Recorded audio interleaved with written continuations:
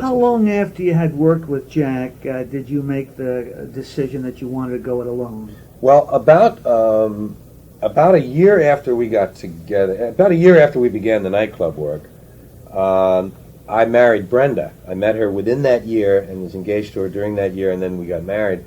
And I had begun by then to think more seriously about my own future and my trip, whatever it was going to be. And I knew I was going to be a single.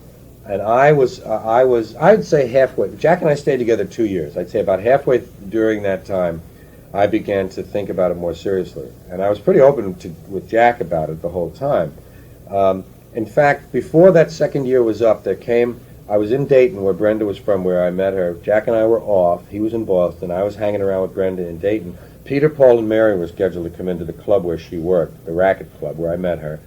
And Peter had some illness, and they couldn't make it, and they had 2 nights open. And I was pressed into service. And this was very unexpected. Now, so I took material of Jack's and mine that I was able to do single-o, and I took some other things I had been preparing for myself and managed to get through 2 nights of it. So that's a sign that I was ready. Right. This material at this particular stage of your career, is this what one would frame common denominator comedy? Was it something that appealed to the masses? No. With Jack and I, and the stuff I did coming out of Jack and my time together, was, for its time, very topical and had an edge, had a political commentary involved in it. We took stands, we took positions. We did jokes about racism, about the Ku Klux Klan, about the John Birch Society, about religions and fringe religions, about charities and how they are not all on the up and up. We had a routine called Captain Jack and Jolly George, which is about giving kids heroin kits. Well, we're not talking Henny Youngman jokes now. We're talking some sophisticated material. Yeah, we felt connected to that sort of that movement that was starting then, that Lenny Bruce and Mort Saul had certainly been the best exponents of, and that other young people were trying to do coffee house comedy more than nightclub comedy. Okay, so you get out on your own and you start doing your own material and so forth. Now, certainly, well, I shouldn't decide that. Was the material you began to do as a single and begun and done well enough, obviously, to get you into Vegas now? Yeah. Was that the same kind of material? No, there began to be a change. I came out of coffee houses. Even though Jack and I worked a lot of, quote, nightclubs, we were more or less coffee house-oriented act. And the coffee house audience were made up of...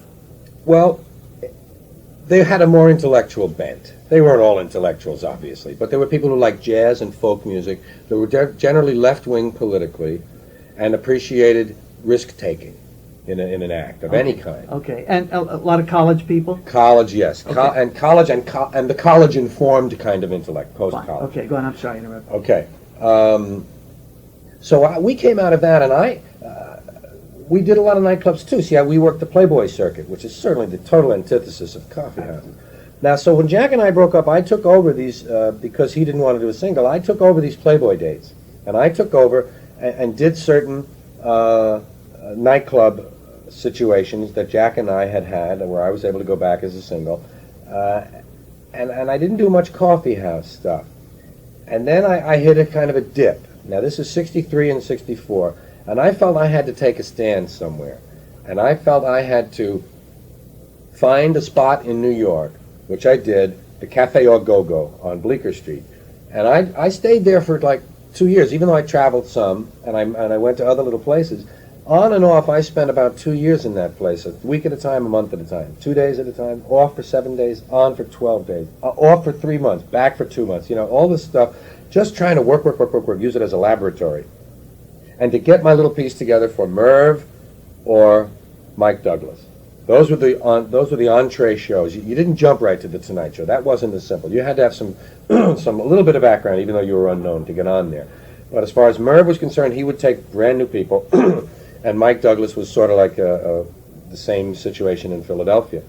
I hung around the Cafe Au Go-Go. Through 1965, I got my Merv interview in May 65, and in July 65, I was on his show. So 63 and 4 and 5, I did a lot of club dates. I did a lot of, $50 for Brown's Hotel in the Catskills, the Music Teachers of Suffolk County, all this kind of one-nighter, what we, as you know, call club dates. I also did an occasional week at a nightclub out of town where I could afford to go, and then where I wouldn't spend as much to get there as I would make. But I stayed around New York, and I stayed in that atmosphere, and I worked on my act. And I was aiming toward television. So the material, answering this question now, the material's orientation toward confrontation and politics, which I had had a little earlier, began to soften and become diluted because I was looking for the mass audience through television. In order to appear on television, right. You had in order to further my career, because acting was at the back end of this whole load when I was 15.